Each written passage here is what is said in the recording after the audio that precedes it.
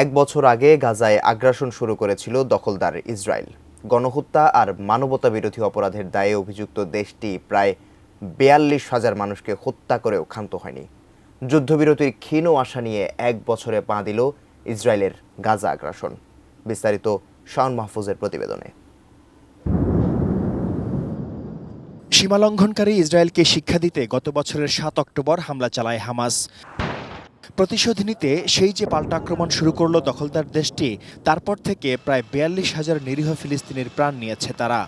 সমস্ত আন্তর্জাতিক আহ্বানকে বুড়ো আঙুল দেখিয়ে গাজায় আগ্রাসন চালিয়ে যাচ্ছে বর্বর ইসরায়েল। যুদ্ধ বিধ্বস্ত উপত্যকা পরিণত হয়েছে বিরান ভূমিতে।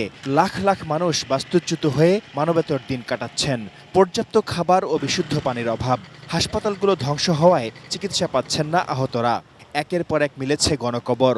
মানবাধিকার লঙ্ঘনের চূড়ান্ত রূপ দেখিয়েছে আন্তর্জাতিক অপরাধ আদালতে গণহত্যা ও মানবতাবিরোধী অপরাধের দায়ে অভিযুক্ত নেতানিয়াহু সরকার।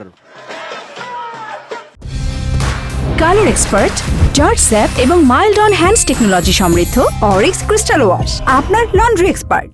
গাজাবাসীর অবর্ণনীয় কষ্ট দেখে চুপ থাকেননি বিশ্বের শান্তিকামী মানুষ।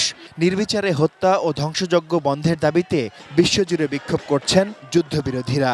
তবে লোক দেখানো সহমর্মিতা আর দায় সারার প্রতিবাদ জানিয়েই নির্লজ্জের মতো মুখে কুলু পেটে বসে আছে আরব দেশগুলো। ইসরায়েলকে হুমকি ধমকি কিংবা পাল্টা আক্রমণ যা করার একমাত্র ইরান এবং ইয়েমেনের হুথি বিদ্রোহীরাই করেছে। উদ্বেগ প্রকাশ আর আহ্বান জানিয়েই খালাস জাতিসংঘ। নিরাপত্তা পরিষদের বিভাজনের কারণে গাজা পরিস্থিতি জটিল থেকে জটিলতর হয়েছে। মুখে ধমক দিলেও বরাবরই ইসরায়েলের পক্ষে থেকেছে যুক্তরাষ্ট্র। বিশ্ব মোড়লের আশীর্বাদ থাকায় দিনে দিনে বেপরোয়া হয়েছে ইসরায়েল। গত এক বছরে কয়েকবার উদ্যোগ নেওয়া হলেও যুদ্ধবিরতি শব্দটি এখন সোনার হরিণ। আলোচনার নামে হচ্ছে কালক্ষেপণ। সংঘাত লেবাননের দিকে ধাবিত হওয়ায় গাজায় যুদ্ধবিরতির আশার প্রদীপ নিভু নিভু করছে।